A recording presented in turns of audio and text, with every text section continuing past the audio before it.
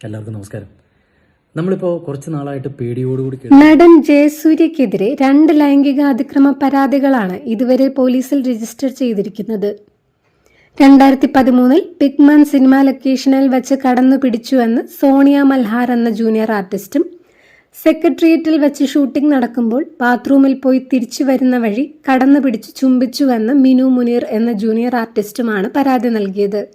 ഇതുവരെ ചലച്ചിത്ര മേഖലയിലെ നിരവധി പേർക്കെതിരെ ലൈംഗിക ആരോപണങ്ങൾ വന്നെങ്കിലും അവരെല്ലാം ഇതൊക്കെ വ്യാജ ആരോപണമെന്ന് പ്രതികരിച്ചു. എന്നാൽ ജയസൂര്യ മൗനം പാലിക്കുകയാണ് ഉണ്ടായത്.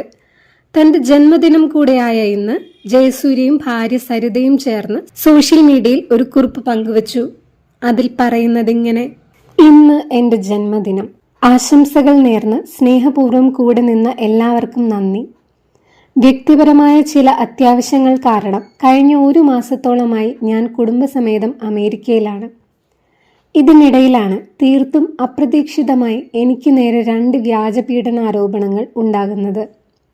സ്വാഭാവികമായും മറ്റേതൊരു വ്യക്തിയെയും പോലെ അത് എന്നെയും തകർത്തു.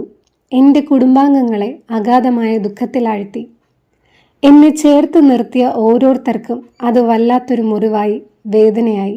മരവിപ്പുകൾക്കൊടുവിൽ ഞാൻ നിയമവിദഗ്ധരുമായി കൂടിയാലോചനകൾ നടത്തി. ഇനിയുള്ള കാര്യങ്ങൾ അവർ തീരുമാനിച്ചുകൊള്ളും. ആർക്കും ഇത്തരം വ്യാജ ആരോപണങ്ങൾ ആർക്കു നേരെയും എപ്പോൾ വേണമെങ്കിലും ഉന്നയിക്കാം. മനസാക്ഷി ഇത്തിരി പോലും ബാക്കിയുണ്ടാവരുത് എന്നേയുള്ളൂ. പീഡനം പോലെ തന്നെ വേദനാജനകമാണ് വ്യാജ പീഡനാരോപണം നേരിടേണ്ടി വരുന്നതും എന്നോർക്കുന്നത് നന്ന്. സത്യം ചെരുപ്പ് ധരിക്കുമ്പോഴേക്കും നുണ ലോകസഞ്ചാരം പൂർത്തിയാക്കിയിരിക്കും എന്നാണല്ലോ. എങ്കിലും അന്തിമ വിജയം സത്യത്തിനായിരിക്കും എന്നത് സുനിശ്ചിതമാണ്. ഇവിടുത്തെ ജോലികൾ കഴിഞ്ഞ ഉടൻ ഞാൻ തിരിച്ചെത്തും. നിരപരാധിത്വം തെളിയാനുള്ള നിയമ പോരാട്ടം തുടരും. നമ്മുടെ നീതിന്യായ വ്യവസ്ഥയിൽ ഞാൻ പൂർണ്ണമായും വിശ്വസിക്കുന്നു. ഈ ജന്മദിനം ഏറ്റവും ദുഃഖപൂർണമാക്കിയതിന് അതിൽ പങ്കാളികളായവർക്ക് നന്ദി. പാപം ചെയ്യാത്തവർ കല്ലെറിയട്ടെ, പാപികളുടെ നേരെ മാത്രം എന്ന് ജയസൂര്യ.